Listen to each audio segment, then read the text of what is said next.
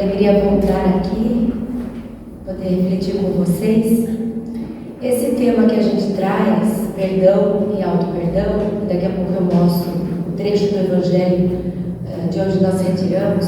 A gente costuma ler esse trecho e fazer a interpretação de uma forma relacional, ou seja, nós lemos esse trecho que eu já apresento como se estivéssemos analisando a gente com relação aos outros. Então, como nós estamos em sociedade, convivemos, então, muito provavelmente, pelo nosso grau de evolução, nós vamos nos desentender, vez ou outra. É natural devido à nossa evolução. Então, de vez em quando, eu vou chatear, magoar, entristecer alguém. De vez em quando eu vou ser injusta, eu vou julgar. E algumas outras vezes eu é que vou estar recebendo esse tratamento. E a gente analisa a passagem de Jesus como se a gente estivesse se resolvendo entre duas pessoas. Quando a gente fala que se estivermos no caminho, vamos resolver enquanto estamos no caminho, a contenda com o outro. Eu gostaria de propor essa reflexão, mas levando em consideração apenas eu, que já é muita coisa. Porque a gente é um ser coletivo por si só. Nós já trazemos nossos conteúdos, nossa própria diversidade. Nós não somos essa personalidade que estamos aqui hoje. Nós já fomos muitos, já vivemos, já tivemos experiências e carregamos isso em nós. Então, por isso que algumas vezes a gente não se entende e a gente fala, nossa, mas nem eu me entendo a expressão. Porque é isso. Eu, pelo que me conheço, agiria de tal forma em tal situação. No entanto, ao me deparar com ela, escapa de mim uma outra coisa, um outro comportamento, uma outra atitude. E eu fico assim, pasma comigo mesma.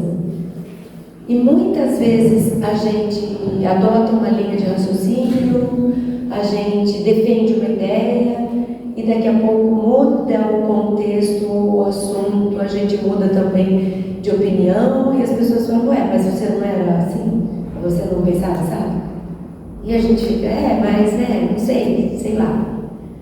Mudei, não mudei, não sei. Então nós temos essa diversidade interna. Então a gente pode fazer essa interpretação desse trecho levando em consideração eu comigo mesma.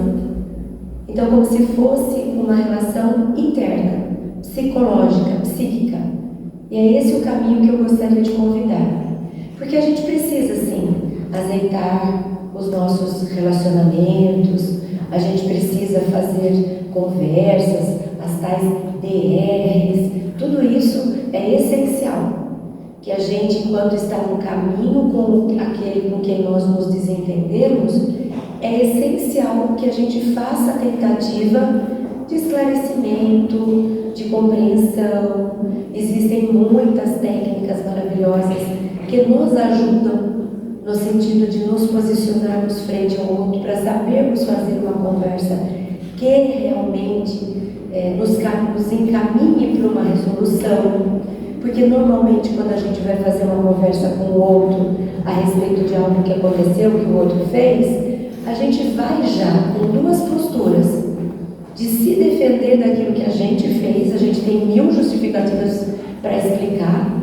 Eu agi assim por causa, mas eu falei daquele jeito também, você queria o quê? A gente tem 1000 justificativas para nos defender, para convencer de que a gente não tinha muita escolha. E olha, até que a gente foi bem na história. Mas já você, e aí a gente vai com a segunda coisa, que é uma lista daquilo que o outro não deveria, daquilo que o outro fez, porque o outro deixou de fazer, porque é sempre o outro, porque eu já falei 300 vezes, porque aqui é sempre assim. Toda vez que a gente vai por esse caminho, a gente, a não ser que a gente ganhe na loteria, mas a gente vai fadado ao fracasso. Não vai rolar. A não ser que no final da história o coração fale mais alto e a gente fala, quer saber? Deixa tudo isso daí de lado, vamos ser feliz e vamos nos amar, tudo bem. Agora, falar que a gente vai conseguir fazer uma conversa, levando em consideração que eu vou para me defender, e com uma lista para acusar o outro, e vice-versa, e achar que isso vai ser produtivo e que a gente vai se entender no final, é um pouco de ilusão da nossa parte. A gente pode sim tirar proveitos, a gente pode escutar coisas que na hora a gente fica com raiva, depois a gente pensa bem e entende que tinha fundamento, mas precisa de um belo esforço, porque não é a melhor técnica de conversar. Existem outras técnicas muito mais eficientes, que já estão descritas, inclusive, na forma de recursos que a gente pode aprender. Por exemplo, comunicação não violenta, que tem sido difundida. Duvido que aqui nunca ninguém tenha ouvido falar de tal comunicação não violenta, porque está muito disseminada. É provável que aqui a gente já encontre pessoas que tenham feito, inclusive, a certificação, ou tenha feito algum curso, ou tenha visto um vídeo na internet, ou já tenha lido um livro, que também vale a pena ser lido. E ali é um jeito da Terra, né, de explicar como a gente pode se relacionar melhor, amenizando as discussões e sabendo tirar proveito delas de uma forma que a gente seja empático, que a gente tenha escuta empática, não julga, escuta o que ele está trazendo. Às vezes ele está falando por trás das palavras. Às vezes eu preciso enxergar o que no fundo ele quer dizer, por que ele traz aquilo. A fala amorosa, a gente não precisa, já porque começou o assunto de discussão, pode analisar vocês. A gente não está nervosa, a gente não está brava, a gente não está com a emoção alterada, mas se a gente percebe que é um assunto que vai gerar algum conflito, a gente já levanta a voz. A pessoa acabou de falar assim, olha, eu quebrei o negócio, quebrei o negócio ali, eu já sei todo o contexto, eu já começo, mas também nem aquilo pode ter mexido comigo, mas eu já vou num protocolo pré-definido de abordagem, né? Então precisa de muita atenção, conscientização, muita razão, muito vigiar e orar, para que a gente quebre esses padrões, essas crenças que a gente vem trazendo. E Jesus ensinou uma dessas técnicas, que a gente pode sim aplicar entre nós, mas que eu gostaria que a gente trouxesse mais para a gente, para dentro da gente. E a gente vai falar por partes. Está lá em Mateus 18, 15, de 15 a 18. E tem assim, nós vamos fazer por partes. Ora, se teu irmão pecar contra ti, vai e repreende-o entre ti e ele só. Se te ouvir, ganhaste a teu irmão. Então, a primeira recomendação que ele dá, que se a gente tiver algum desgaste, alguma confusão com o nosso irmão, que a gente se entenda entre nós dois, só. Quer dizer, não ameniza a situação, não envolva por enquanto, porque depois a gente vai envolver. Por enquanto, primeira fase, primeira etapa, tenta entre ti e ele. Então, é o que eu disse, a gente pode fazer isso para resolver problema em casa, no trabalho, na rua, que é, deu alguma confusão, vai primeiro e tenta se entender. Se a gente conseguir se entender, a gente não é muito bom nisso, volto a falar, a gente ainda não tem prática de saber fazer uma boa conversa, mas caso a gente consiga, ele fala, ganhaste a teu irmão, ou seja, ganham os dois, porque a gente vai embora dali bem melhor do que a gente iria se a gente tivesse continuado brigado. Porque até quando a gente ganha a briga, quando a gente bate, quando a gente ganha a discussão, quando a gente é mais forte no debate, falar que a gente vai embora para casa pleno, conectado com a luz, a gente não vai. O ego pode estar fazendo festa, porque ele foi melhor, maior, né? Porque ele teve razão, porque ele fez outro engolir. A gente pode ir com essa sensação, né, de poder, mas falar que a gente vai em paz de espírito, com uma sensação de dever cumprido, de realização pessoal, a gente não vai. Mas a ideia é a gente trazer para dentro. Então, pensa que esses dois que conversam estão em mim. Sou eu. Por quê? Porque, na verdade, deixa eu pensar bem como eu vou dar essa notícia para vocês respirem fundo. Quando a gente briga com o outro, a gente está brigando com a nossa sombra. É com um pedaço de nós que a gente não aceita. A gente não está brigando com o outro, mas a gente está brigando com o que o outro desperta em mim. O que ele desperta em mim? Algo que estava adormecido em mim. Ou seja, já estava comigo antes. Ele só cutucou, o negócio explodiu, constelou, tomou conta de mim e eu vomitei. Se eu não tivesse adormecido em mim algo que ele pudesse ter cutucado, ele poderia falar, não que eu não tivesse emoção porque eu sou ser humano, mas eu não me perderia nas minhas emoções. Elas não me controlariam.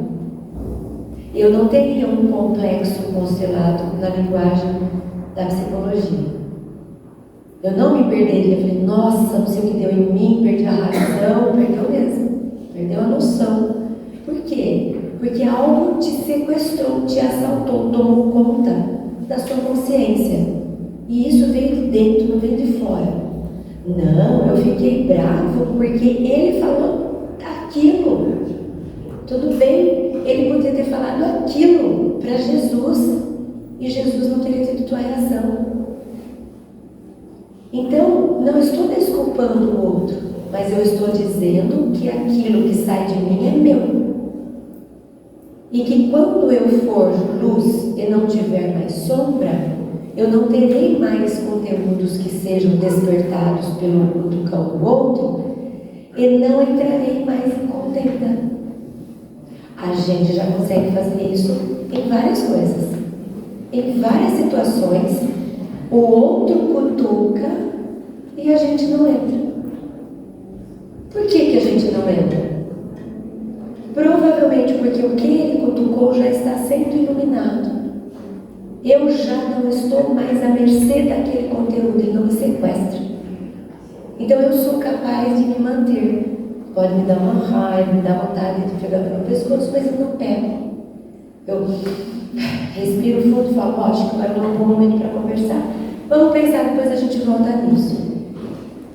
Então, quando eu sou afetada, sai de mim o que é meu. Jesus já falou que a boca fala do que está cheio o coração. E que do coração é que saem os bons ou maus tesouros. Então Jesus já disse em outros momentos que aquilo que sai de mim é meu. Fala quem eu sou. E em mim, ora eu tenho um bom tesouro, ora eu tenho um mau tesouro. Ora alguém me ofende, mas pega no lugar que já foi iluminado, ou seja, já é tesouro, bom. E ainda que a minha emoção, puxa vida, não precisava ter falado assim comigo, eu consigo me manter e falar, olha, fulano, eu entendo que você esteja muito nervoso, isso é uma técnica da comunicação não violenta, entendo que você esteja muito nervoso, tão nervoso que você me deixou nervosa. E eu acho que quando a gente está nervoso, talvez não seja um bom momento de conversar. Então, quando que eu consigo ter essa atitude? Quando eu não sou assaltada por conteúdos que são meus. Quando não ligou o plug daquele, estourou a bexiguinha lá e saiu tudo que é emoção, e daí eu dou uma de louca e não sei, me perco, depois me envergonho. Então a gente pode pensar nesses dois que estão aí, como eu, consciência, razão, né? Noção, senso de realidade, como quem sabe o que quer, como quem sabe que acredita no cristianismo e que quer agir como cristão. E nós temos um outro, ou muitos outros eus, que estão em mim. No Espiritismo a gente chama de atavismo, de herança de si mesmo, de memórias das vidas passadas, experiências mal sucedidas, de paixões, tudo isso é sinônimo. Na psicologia, que Joana traz, que é baseada em Jung, a gente chama de complexo, que são essas memórias carregadas de energia psíquica, carregadas de energia emocional, e que foram como se fossem traumas, experiências muito dolorosas, e que elas continuam vivas, apesar de estarem reprimidas, esquecidas no inconsciente. Mas elas continuam vivas, e elas continuam tendo relação com o mundo de fora, com a consciência. Então, quando a consciência se depara com algo que tem relação com aquilo que eu já vivi, eu aciono aquilo constela, e aquilo muitas vezes rouba o lugar do ego, rouba o lugar da consciência. E eu fico tomada, a gente fala assim, nossa, gente, eu fiquei possessa. Ficou. Pode ser que seja possessa por um espírito, pode ser que seja possessa por um conteúdo seu mesmo. Ficou possessa, ficou possuída, você ficou constelada, você ficou assaltada desse conteúdo. Então, como que a gente pode lidar usando a recomendação de Jesus? A gente pode dizer assim, se eu não me entendi, eu consciência, não me entendi com aquilo que brota de mim, com raiva, com indignação, seja com o que for, resolve isso em você. Busca esse outro que está bravo, indignado, que a consciência não está dando conta de acalmar. Porque, veja, a gente fica fazendo uns diálogos internos. Não, Cris, calma, não age assim. Ah, eu sei, porque onde você viu? Não, peraí, respira, deixa eu fazer uma oração para ver se passa. Não passou, a gente faz esses debates internos. É isso que Jesus está propondo.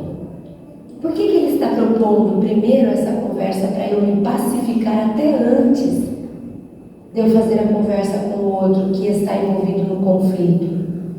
Porque eu vou ter mais chance de ser racional, de ser consciente, de usar o livre-arbítrio para escolher com base no que eu acredito. Se eu não fizer primeiro esse diálogo interno, para eu me pacificar com quem está bravo em mim, ele é que vai discutir com o outro. Um exemplo clássico é o que a gente chama da criança ferida. Criança ferida a gente carrega. No nosso grau de evolução, dificilmente a gente passou pela infância sem um traumazinho, pelo menos. E ele está lá dentro, porque provavelmente a gente também não fez uma experiência terapêutica, porque não se faz isso, não é uma coisa básica nas escolas. Então, provavelmente a criança ferida está lá. Se vocês quiserem, eu tenho como trocar o meu projetor. Eu continuo falando quando vocês estão conversando. Então, a gente tem, por exemplo, a criança ferida. E a criança ferida é assim. Por exemplo, vamos supor que essa criança ferida, vai ser um desafio para vocês agora, hein? Prestar atenção em mim. E não no que está rolando aqui. Vou até dar um passinho aqui para vocês não desviarem o olhar. A criança ferida, por exemplo, vamos supor que essa criança ferida carregue a ferida de ter sido ignorada da casa dela, da família dela. Vamos supor, agora eu trabalhei aqui, né? Fica tranquilo. Vamos supor que a criança ferida tem essa ferida. Ela se sentiu excluída, esquecida, se sentiu invisível, não era considerada, ninguém ligava para ela, ninguém a ouvia. E você carrega ela em você. Aí você está lá no seu departamento, trabalhando, e você fala assim para o seu colega, você está indo lá? Leva para mim esse relatório? Levo. Você distrai, concentra aqui, continua fazendo. Daqui a pouco, passa 2 horas, você olha, o relatório ficou em cima da mesa. Ele não levou. Se você tiver essa criança ferida que se sente esquecida, ignorada, não considerada, pode ser que ela entre em ação. E você se torna uma criança naquele momento, relativamente. Birrenta, porque você é assim, se fosse do outro, você levaria. É o meu que você esquece. Quem está olhando e fala, gente, virou criança, mas a gente não sente, a gente não percebe. E a gente dá uma de criança. É a criança que está falando lá para a família quando ela não teve voz para falar, quando ela não teve condição para falar. E aí ela grita agora, ela reproduz as experiências do passado. Obrigada. Ela reproduz, vou ficar aqui, sem não atrapalhar você. Ela reproduz as experiências do passado. Então, se eu conseguir conversar com essa minha criança e falar para ela: olha, Cris, você cresceu, aquilo passou, né? O que você sente? Eu sinto você excluído. Vamos lá, então eu vou te incluir, criança. Eu posso fazer isso comigo. Lembra? Auto-perdão? Tudo eu posso fazer no auto. Então eu posso cuidar de mim. Olha, não te ouvo, mas eu te ouço. Eu te valorizo, não te valorizar. Eu te valorizo, Cris. Eu sou capaz de ver tanto de coisas legais que você sabe fazer, que você já aprendeu, que você traz de virtudes. Eu posso fazer essa aproximação enquanto essa criança está perto de mim. Então, quando eu surtar, é o momento de fazer isso. Porque eu acabei de ver um eu saindo de mim que eu não conhecia. Acabei de ver um complexo, um conflito constelar. Acabei de ver um aspecto meu que ficou ofendido, magoado, irritado, triste. A melhor atitude é ali. Dá licença porque eu vou no banheiro, e vai pro banheiro e faz essa conversa. O que você sentiu? Por que você ficou tão irritado? O que você ficou? Por que você quase chorou? O que foi, Cris? Quem em você queria chorar? Quando que você já passou por isso? Você lembra de alguma infância? É um processo. E quanto mais eu fizer no negócio fervendo, mais eu tenho facilidade para acessar. Porque aquilo emergiu. Aproveita. Aproveita para pegar enquanto ele está ali na superfície. Porque daqui a pouco aquilo volta. E aí eu vou esperar uma nova oportunidade para de novo saber conhecer aquilo que eu tenho. Então a gente pode sim fazer isso com o outro, conversar enquanto a gente está juntos, para não deixar passar o tempo e daqui a pouco passa a vida e a gente vai embora e leva um obsessor junto, ou a gente se torna um obsessor do outro. Podemos fazer essa interpretação, que é a que o Espiritismo faz. Mas a gente pode brincar com isso também, trazendo para essa questão interna, que é onde tudo começa. Para eu poder ter uma boa convivência com o outro, inclusive nos DRs, ter mais eficiência, quanto mais eu me iluminar, quanto mais eu me conhecer, quanto menos eu tiver de traumas e complexos. Isso vai me ajudar a ter uma conversa com o outro. Por isso que amar ao próximo como a si mesmo.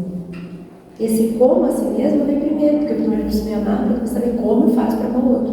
Como é que eu amo o outro? Como você se ama. Então não tem outro jeito, se não for passando por mim primeiro, de dentro para fora, né? Então, a ideia aqui é a gente não deixar passar a experiência, porque está fresca a emoção, aquilo que eu acabei de sentir, ela está próxima. Então é onde eu tenho a chance de poder conversar comigo mesmo para entender o que me afetou, por quê, se é sempre, se tinha motivo. Sai, seja uma pessoa que seja uma terceira, olha de fora. Se fosse alguém fazendo o que aconteceu, como você se sentiria? Né? É um jeito da gente se conhecer. Aí na sequência tem: mas se não te ouvir, leva ainda contigo um ou dois, para que pela boca de 2 ou 3 testemunhas toda a palavra seja confirmada. Então vamos pedir ajuda, né? Não estou conseguindo. Vamos com o mundo de fora primeiro. Não estou conseguindo eu com aquele que eu briguei. Então vamos pedir ajuda para alguém. Vamos conversar com... Se eu sou criança, vamos conversar com o papai e com a mamãe para ver o que eles acham. Se eu sou um aluno, vamos conversar com o professor. A gente não orienta os filhos. Se deu briga, não desconta. Vai conversar com a coordenadora, vai conversar com o professor. Nem todos, né? Às vezes se apanhou, desconta, mas não é o que a gente deve ensinar-nos o caminho, esse caminho, né? Então, vocês duas crianças talvez não consigam se entender, vai conversar com a professora, pede para elas, você conta a sua parte, ele conta a parte dele, e ela faz a intermediação, ela faz a mediação. A gente pode recorrer à presença de um profissional, um terapeuta da família, do casal, um terapeuta pessoal. A gente pode envolver outras testemunhas, ou seja, que vão fazer parte do rolo, que vão entrar junto para saber a minha versão do outro. Eles vão testemunhar o que eles estão presenciando. Eles vão assumir um papel dentro do nosso problema. Então a gente pode pedir ajuda. E trazendo para o mundo de dentro, como seria isso? A gente pode fazer esse diálogo levando em consideração, eu já até adiantei um pouquinho no comentário anterior, a gente levando em consideração outros aspectos nossos. Quer ver como a gente faz isso? A gente faz assim, ó. Não, porque eu vou lá, eu vou falar, quando levo essa folha para casa, aí a gente faz assim, ó, peraí, deixa eu pensar. Então, minha mãe e meu pai me ensinaram que nesse caso eu deveria agir do jeito X. Então eu tenho dentro de mim uma mãe e um pai. Porque meu pai e minha mãe não estão aqui falando para mim nesse instante. Eu internalizei a forma de eles pensarem. Isso na psicologia chama complexo materno, complexo paterno. A função do pai e da mãe é essa. É servir de modelo para que a gente internalize a função materna, a função paterna. Nós estamos falando de pessoas. Porque pode ser que a mãe faça o papel de pai, o pai faça o papel de mãe, a mãe faça os dois papéis, a avó faça o papel de... Não interessa a pessoa. Interessa eu ter contato com a função. Função materna é uma, função paterna é outra. Eu vou ao longo do meu desenvolvimento emprestando isso do pai, da professora, da mãe, do pai, do tio, seja de quem for, do irmão mais velho, e internalizo. Então eu posso e faço isso. Deixa eu pensar o que minha mãe faria no meu lugar. Deixa eu pensar o que meu pai me ensinou. Então eu já trouxe duas pessoas. Quer ver outra coisa que a gente faz? Essa a gente não faz muito, que eu acabei de falar. Né? Poderia fazer, mas a gente não faz muito. Mas tem uma que a gente faz, a gente espírita gosta muito de fazer. Que Jesus faria. De novo, eu não posso falar por Jesus, mas eu posso falar pela imagem que eu construí e internalizei de Jesus. Porque eu aprendi dele. Como eu imagino que ele faria, porque é meu isso. Eu não sei como ele faria, ele não está aqui para saber. E ele está tão distante de mim na escala evolutiva que eu não vou poder afirmar certamente.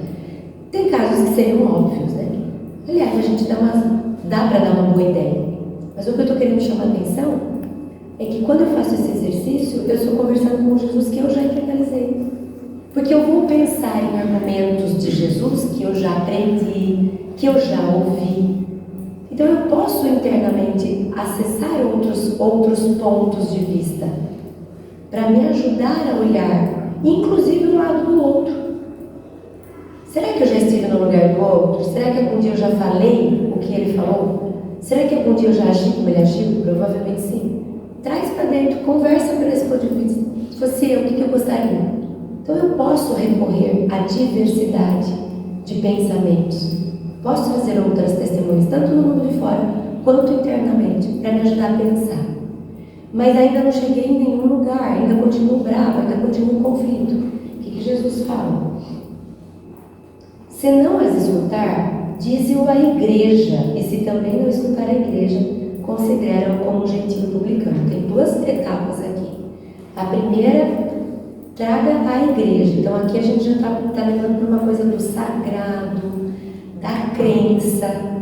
Então, além da gente ter feito essa conversa interna, a gente recorre, daí vai ter que resolver, porque a gente recorre a Deus. Então eu vou fazer uma oração e falar assim: Deus, anjo da guarda, estou numa sinuca de bico, estou num mato sem cachorro, não consigo perdoar, não consigo entender, não sei o que eu falo, não sei o que eu faço, já tentei, já conversei comigo mesma, não sei como sair daqui, não consigo. Ótimo, então quando eu não consigo, dá para recorrer ainda à fé, a Deus. Deus me ajuda, me ilumina. Faça tudo o que você pedir em oração, que você vai receber ajuda. Então, peça, buscar e achareis. Pode ser que não seja imediato, mas algum caminho vai começar a se desenhar. Então é como se a gente recorresse ao que transcende a nossa condição. Agora eu já vou para além de mim. Até ali eu estava eu comigo mesma, eu com o outro.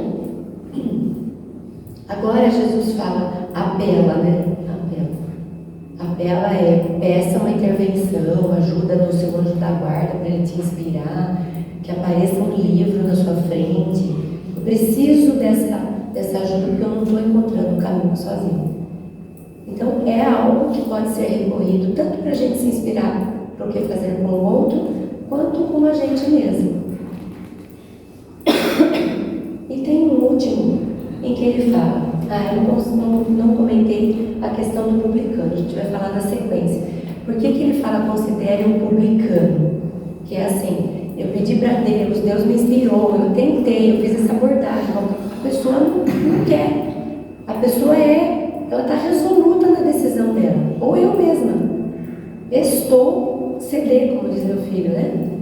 Me apelidou de CD, estou achando chique, Christian Jorge, CD, cabeça dura. Então vai que a gente tem esse lado também, como eu tenho cabeça dura, que nem Deus foi capaz de inspirar uma mudança. Aí é como se Jesus falasse assim, considera como publicano. Então você fala assim, dá um tempo, porque ele vai precisar de um pouco mais de experiência, de às vezes umas lambadas da vida, para depois se modificar. Ele ainda está cristalizado. É como se fosse essa mensagem, ele ainda está preso nas coisas daqui. Tanto o outro quanto eu internamente, quando eu não dou conta de entender como que eu poderia agir naquela situação. Em verdade vos digo que tudo que ligardes na terra será ligado no céu, e tudo que desligardes na terra será desligado no céu. O que Jesus está dizendo? Primeiro, no mundo de fora, você vai fazer vínculo. Teve conflito, teve desaforo, teve briga. Você criou um registro. Você criou um registro no seu livro de vida, vai ter você brigando com o outro te xingando e você descontando. Então isso passa a ser história sua. Vai levar embora daqui. Se eu conseguir resolver antes, eu levo uma história resolvida. Se eu não conseguir resolver antes, eu levo uma história não resolvida, que vai ser resolvida depois. Às vezes vai ser mais sofrimento, porque agora eu estou lembrando do que está acontecendo. E depois que eu renasço com o véu do esquecimento e aparece o fulano na minha frente, eu sei que eu tenho uma raiva dele, eu sei de onde que vem essa raiva. Quem mandou não resolver na hora que lembrava quem era o fulano? Agora vai ter que fazer às escuras. Vai ter que fazer na fé, na crença. Então, do lado de fora é isso, e do lado de dentro a gente vai falar, você está reforçando um registro que te faz mal, um complexo, um conflito. Se eu tenho uma criança que deu um surto com um amigo que esqueceu de levar o relatório e brigou e jogou as coisas no chão, igual uma criança faria, e eu fiz isso de novo, o que aconteceu com aquele registro? Ele cresceu, ele ampliou. Por quê? Porque ele tem agora as experiências lá de trás, quando era assim que eu fazia, só que eu continuo alimentando. Então é como se eu fosse escrevendo mais uma página daquele livro. Ele está ficando robusto, daqui a pouco tem uma bíblia daquela experiência. Enquanto eu não resolvi falar, fechei. Esse livro veio até aqui porque eu não tinha entendimento, eu não tinha condição. Eu entendo hoje. Acabou, eu fecho ele, não vai dar para sumir, porque ele está em mim, é um registro meu, e de mim não sai nada, não tem como tirar, arrancar um pedaço da minha memória. Vai continuar, mas vai continuar como um caso resolvido. Eu vou lembrar daquilo sem ser tomado pela emoção que aquilo produziu. Enquanto eu for tomado pela emoção, aquilo está aberto. Eu ainda estou escrevendo naquele livro. Então, é uma dica. Será que eu perdoei fulano? Perdoei. Já fiz 1000 orações, já fiz o Ho'oponopono. Perdoei. Tá. Então, faz um exercício, fecha os olhos e revive uma cena daquelas bem que te incomodava. Revive, mergulha. Lembra de detalhes. Lembra do olhar dele ou dela. Lembra do que você falou. Vive aquilo por alguns minutos. E depois você volta e analisa o que você está sentindo. Se a sua emoção foi calma, porque a emoção acho que vai vir, mas foi algo que você entendeu, eu fiquei, nossa, que pena que a gente passou por isso. se demorou tanto para se resolver, ok, né? Voltei, senti, mas passou. Agora, se eu voltar com a emoção daquilo, quero pegar ela pro pescoço, Cristo, já fiz tanta oração, mas ainda quero pegar pro pescoço, aquilo ainda está aberto, e cada vez que eu fizer, eu vou repetir a história e vou reforçar o registro. Então a gente pode fazer esse movimento sempre para dentro e sempre para fora, usando esse trecho do Evangelho de Mateus. Quando a gente fala do publicano, só para constar, eles eram aqueles arrendatários das taxas públicas, os cobradores de impostos. E eles tinham essa identificação, como se eles vivessem, né, com as coisas daqui. Eles não tinham um olhar para Deus. Eles não tinham um olhar de autoconhecimento, de caridade. Eles estavam preocupados em organizar, gerir as coisas daqui somente. Porque não tem nenhum problema da gente gerir as coisas daqui. A gente precisa, inclusive. Agora, a gente não pode viver só para as coisas daqui. A gente tem que cultivar as coisas daqui para que elas nos aproximem de Deus. A finalidade é sempre Deus. E os publicanos eram esses que não estavam conectados com Deus, eles estavam preocupados com as coisas deles, de ajuntar tesouros aqui. Então, tanto que hoje esse termo se emprega em sentido pejorativo para designar financistas e agentes pouco escrupulosos dos negócios. Disse às vezes ávido como publicano, rico como publicano.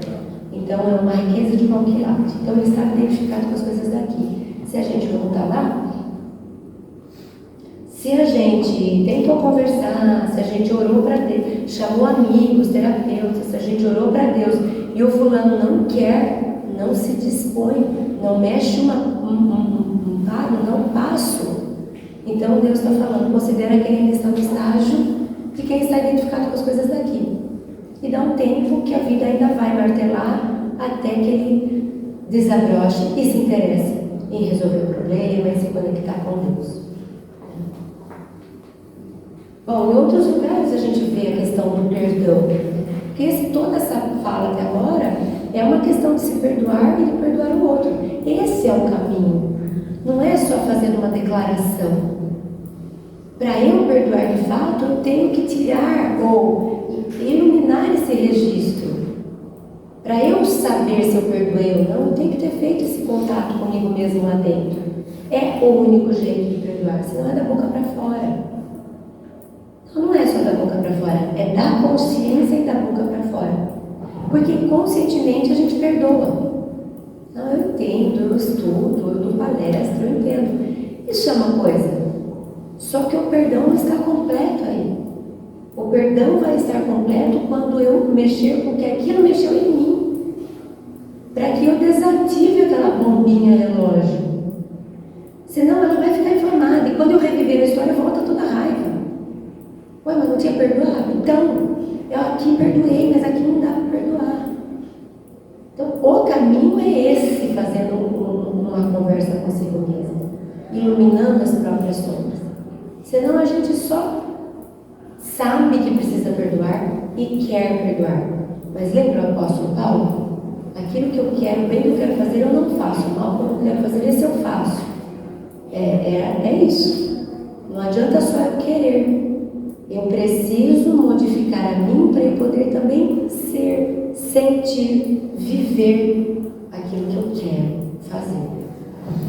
Então Jesus fala aí, quando ele fala para Pedro, né? Senhor, até quantas vezes pecará meu irmão contra mim e eu lhe perdoarei? Até 7? Jesus lhe disse, não te digo que até 7, mas até 70 vezes 7.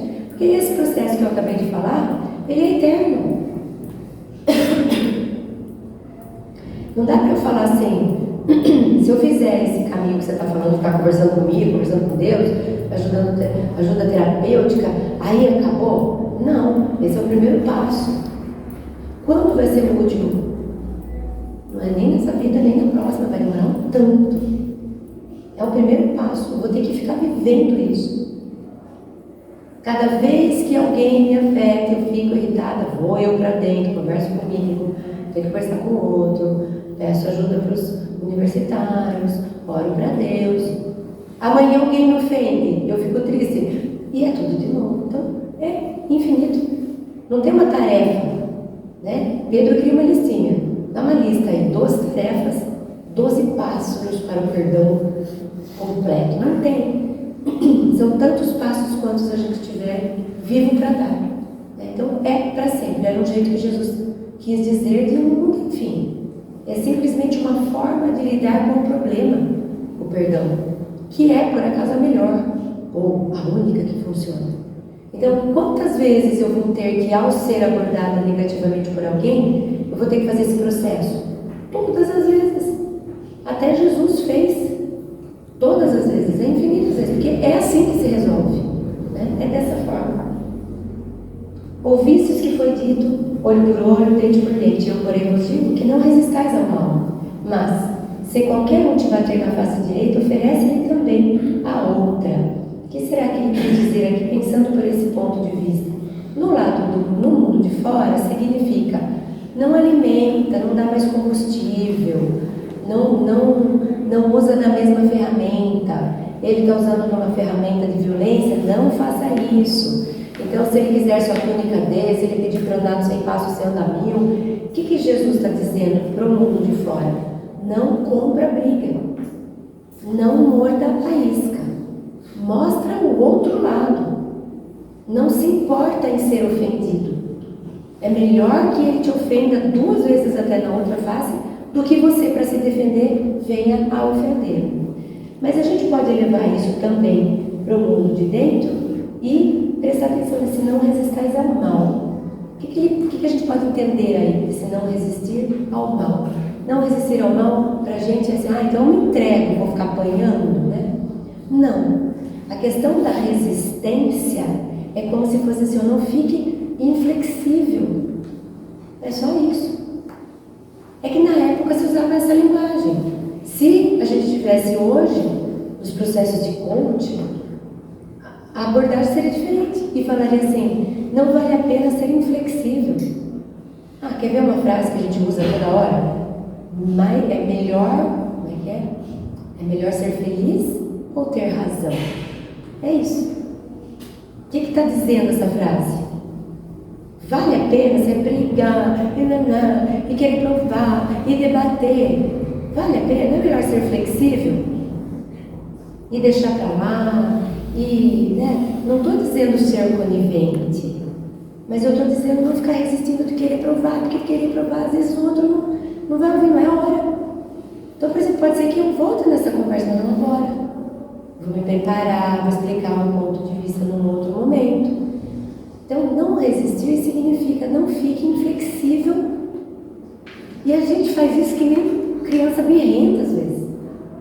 Às vezes a gente fala assim, outro dia eu vi uma conversa de WhatsApp entre 2 filhos, né? Daí o filho no particular não aguentei. O filho no particular fez contar. O outro está te pedindo ajuda, ele nunca pede. Faz logo. Ele falou, mãe, dá um tempo, eu já fiz, eu estou fazendo, só estou me valorizando um pouco. Eu falei, meu Deus, não entendeu nada dessa história. Mas é isso, será que vale a pena? Estou me valorizando um pouco, será que vale a pena? Para eu me valorizar um pouco, eu deixar o outro tendo que pedir 2 vezes, 3 vezes? Né? Então, olha as coisas que a gente faz, né? As formas que a gente acha que a gente vai conseguir ganhar ponto. Vai ganhar ponto desse jeito? Então, não resistir é isso, seja flexível. Dá para fazer, faça. Não, mas o outro tem que saber que foi difícil para mim. Por quê? Até quando a gente vai viver fazendo joguinho, fazendo chantagem, com medo de ser generoso? Porque daí o outro vai acostumar. Deixa acostumar. Eu não preciso fazer sempre. Se ele ficar acostumado, o problema vai ser dele, porque eu não vou fazer sempre. E ele vai estar acostumado. Vai ser horrível. Porque ele vai esperar e não vai receber. Porque eu posso fazer quando eu quero. Então a gente não precisa fazer toda essa tramóia, poder ser mais leve a nossa vida. Eu ofereço aquilo que me cabe, aquilo que é do meu coração, aquilo que é possível. Sempre. Se não é possível, eu não ofereço, se é, ofereça. Não, porque daí o outro vai, que ele vai pensar, e daí ele não fez isso ontem, vou guardar para amanhã. Nossa, olha como a gente quer viver. né? Com joguinhos, com chantagens. Uma outra frase que a gente pode aproveitar aqui: todo aquele que pega na charrua e olha para trás não serve para o reino de Deus. O que é olhar para trás? É olhar o que eu já fiz, olhar para onde eu já passei, olhar para as experiências que eu já vivi. E onde estão as contendas, as discussões, as brigas? Lá.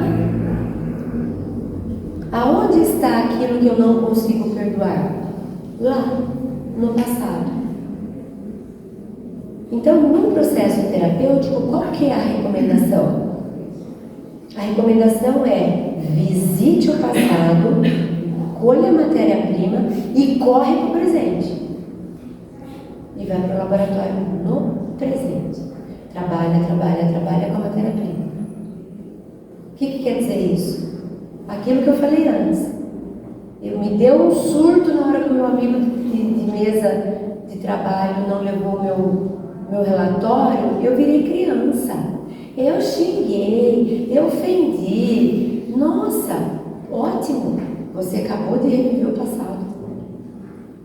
Ótimo. Pega isso de matéria-prima e volta para o presente. Adulto, acorda adulto. Você não é criança mais.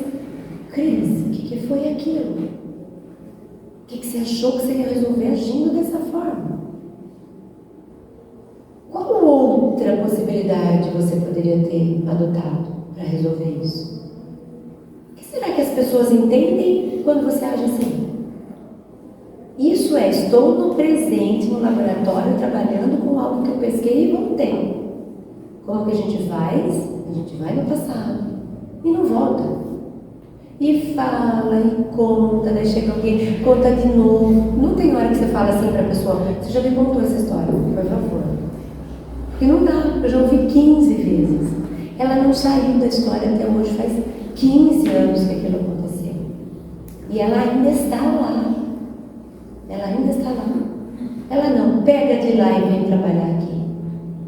Então, se eu vou trabalhar na sementeira, gerar, plantar, colher, abundância, olhando para trás, não vai rolar. Porque eu não vou estar consciente do que eu estou fazendo. Não serve para ir para o reino de Deus, quer dizer, não vai dar para evoluir assim. Para ir para o reino de Deus, eu tenho que me aperfeiçoar, eu tenho que me iluminar.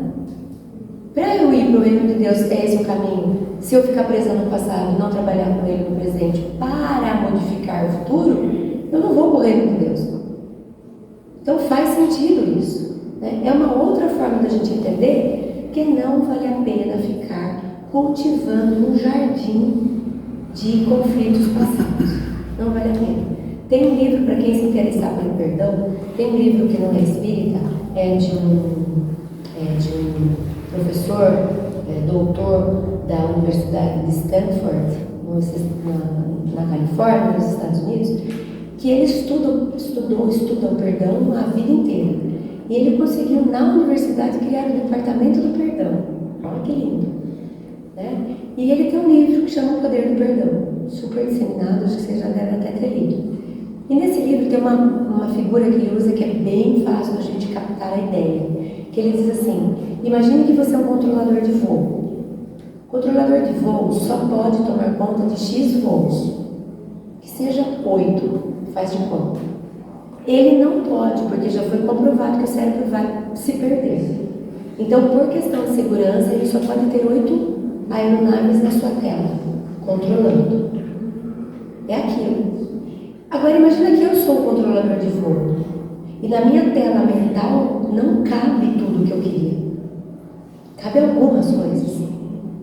E aí a pergunta que ele faz é: escolha bem esses aviões. Porque você não vai poder manter na sua tela mental tudo o que você queria. E aí você vai manter 8. A vizinha que há 2 anos atrás jogou coisa pelo muro, o pai que quando era criança não sei das quantas, o outro que me passou a perna na promoção do trabalho. Faz sentido isso? É inteligente isso? E a pergunta é: e os amores da sua vida? Cadê aí? Eu tiro espaço mental que eu poderia gastar revivendo momentos de amor, de alegria, de saúde, de prazer, de lazer, para ficar recontando a história da mágoa eternamente. Então, não é uma atitude inteligente da nossa parte. Então, eu trouxe aqui uma imagem para a gente visualizar e gravar mais facilmente. Estou eu diante de algo que eu não gostei. Alguém me ofendeu, me xingou, me incriminou, me bateu, seja o que for. Não gostei do que a pessoa me fez, do que alguém me fez, do que a situação me causou, do que a vida me causou. Normalmente eu sigo 2 prováveis caminhos, que vai depender do nosso temperamento. Aí vocês vão tentar se identificar. Pode ser que vocês se identifiquem com um terceiro que eu não tenha trazido. Mas normalmente a gente ou vai para cá ou vai para lá. Primeiro caminho. Quando eu estou concentrada no outro. Aí, provavelmente, o que vai vir? Raiva. Então, alguém me fez e eu concentro no outro, eu tenho essa tendência de concentrar no outro, vai me dar raiva. O que você fez, o que você falou, o que você não tem direito, o que já se viu, o que você vai ver, o que eu vou me vingar, é o outro. Então, emoção é raiva. Raiva alimentada vira ressentimento, porque eu ressinto a raiva. E eu alimento. E eu vou criando registro. Quando eu era pequena na escola, a gente falava uma expressão que era assim: nossa, como você carca. Acalcar, né, gente? Mas a gente era bem caipira. E eu falava, você carca para escrever. Sabe esse acalcar fundo? É isso, é ressentir. É você pegar a emoção da raiva, que é passageira, porque ela vai fazer a descarga dos cortisol e adrenalina, seja lá o que for, e aquilo volta e para. É para passar. A raiva é para fazer assim, mas se eu puxo ela de volta, não, raiva, não vai passar não, porque eu quero te alimentar. E eu vou falar de novo, eu vou me sentir coitada de novo, vou contar para todo mundo o que o desgraçado me fez. Eu vou afundando. E isso vai se tornando ressentimento, até a gente gerar a mágoa. Mágoa, origem da palavra mácula. Mácula é uma marca. E no corpo ela vai vir. Provavelmente a gente vai acabar somatizando a mágoa. A raiva mexe instantaneamente com a gente. As descargas hormonais me fazem ter alguns. Agora, o que chega para se tornar doença, no sentido de ficar, é quando ela aprofunda. O que Jesus fala? Quando der briga, limpa logo esse negócio. Porque se você não limpar, ele vai aprofundando. E você vai desenvolvendo cânceres. Quem nunca ouviu falar que câncer é a mágoa que apareceu no corpo? Se apareceu no corpo e foi embora, graças a Deus, pelo menos, né? Pelo menos serviu para isso. Então, que a gente não deixe aquele mal entendimento que teve se tornar uma marca, porque a marca vai dar muito prejuízo para a gente. Lembra aquela frase que Chico falava? Que vingança é eu quero me vingar do outro, eu tomo um copo de veneno e espero que outro morra. Ou aquela outra frase, perdão liberta, quem perdoa liberta. Porque vou libertar eu de mim mesma, desses registros que me fazem mal.